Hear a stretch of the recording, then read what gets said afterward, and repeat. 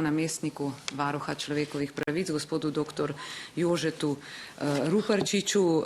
Vi ste nam poslali tudi odgovor strani varuha, seveda smo ga podrobno prebrali. Vem, da ste vi se že v preteklosti ukvarjali s to problematiko na varuhu človekovih pravic. Ne vem, če točno s temi primeri, o katerih govori vlagateljica, ampak vendarle ste govorili tudi o recimo nekem primeru iz leta 1975, ko je v mariborski porodnišnici gospa mama rodila zdravega sina, ta je umrl, saj tako so rekli, čeprav je bil zdrav, pogreba ni bilo, 40 let kasneje pa naj bi pridobila izpisek iz matične knjige, mrliški list in obdukcijsko poročilo, potem pa je to raziskovala, to ste nam pojasnili vi, in naj bi dobila informacije, da sin s spremenjenim imenom živi v Srbiji. Kako zdaj vi gledate na to situacijo, na to res, bom rekla, zgodbo, ki ji nekako moramo dati nek zaključek, a ne, vsi skupaj. Izvolite. Ampak danes smo tukaj zato, da sploh slišimo stvari. Izvolite, gospod namestnik. Spoštovana gospa predsedujoča, cenjeni prisotni, najlepša hvala za vabilo. Dovolite mi, da vas nagovorim kot namestnik varuha za človekove pravice, pristojen za otrokove pravice. Naj takoj na začetku poudarim, da pri varuhu razumemo hude stiske, ki jih je naslovila gospa vlagateljica, vendar moramo zavrniti nekatere očitke, da naj se nam ne bi zdelo vredno obravnavati primera pobudnice, ki se je obrnila tudi na to komisijo. Gre za neutemeljen očitek, saj smo pri pregledu v sistemu beleženja zadev, s katerimi se prizadeti posamezniki zaradi kršitev svojih pravic obračajo na varuha, ugotovili, da se spoštovana gospa na nas še ni obrnila. Varuh človekovih pravic namreč vedno skrbno obravnava vsako pobudo, ki jo prejme, in na njo tudi odgovori.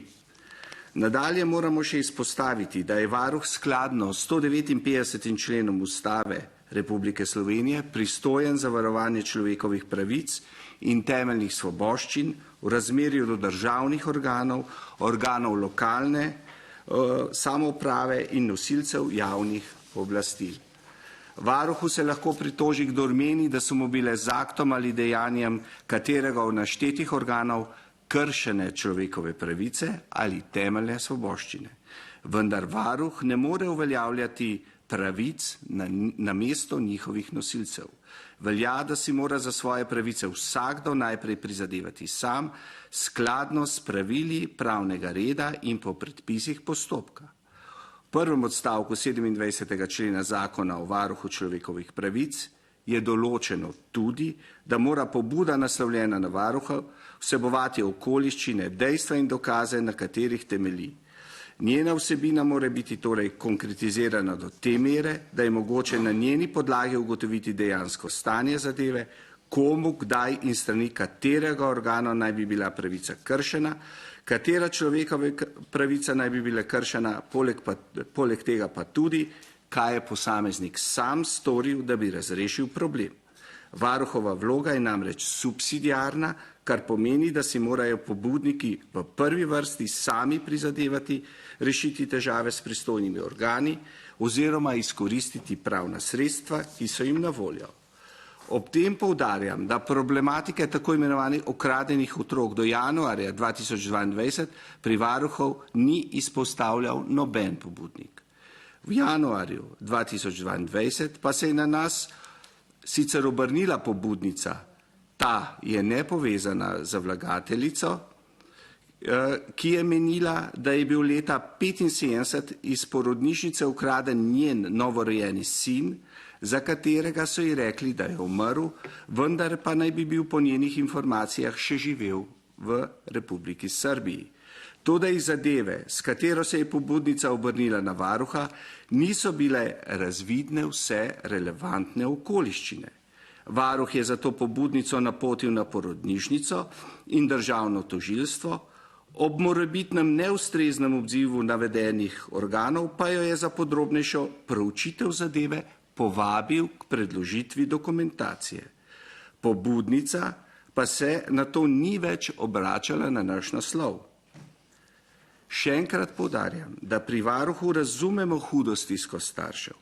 Zato izpostavljamo, da če prizadeti starši strani policije ali državnega tožilstva ne bi prejeli zadovoljivih odgovorov ali pa v njih po doglednem času sploh ne bi prišlo, naj se čim prej obrnejo na institucijo varuha, predložijo naj tudi čim več relevantnih dokumentacij, informacij, vključno s kopijami odzivov organov in institucij, na katere so se obračali.